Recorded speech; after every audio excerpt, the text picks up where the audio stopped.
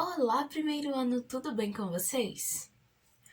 Hoje, na nossa aula de artes, nós vamos retomar o uso do nosso livro de artes do terceiro bimestre e você vai abrir o seu livro na página 67. Se você ainda não está com seu material, dá uma pausa no vídeo, vai lá buscar e depois volta aqui para dar o play. Mas se você já está com seu material, então você pode abrir no livro de artes, é o livro verde claro. Você vai abri-lo na página 67, tá bom? O tema dessa página é ilustradores. Agora eu vou fazer com vocês a leitura. Observa bem o texto e escutem o que eu vou ler para vocês, tá bom? Ilustradores. Os livros podem contar histórias com palavras e ilustrações, mas existem ilustradores que criam histórias somente com desenhos. As ilustrações de um livro de imagem narram a história, apresentando as personagens, os cenários e os acontecimentos por meio dos desenhos. O ilustrador deve criar desenhos que permitem que a história seja compreendida diretamente pela sua observação. Lembrando que a observação ela está ligada, ela está relacionada à nossa visão. Então, meus amores, a ilustração ela é uma parte tão mágica da arte que muitos autores escolhem fazer livros, criar histórias utilizando apenas os desenhos, apenas as ilustrações. E um exemplo disso é um livro-imagem chamado Cena de Rua, de uma autora chamada Ângela Lago.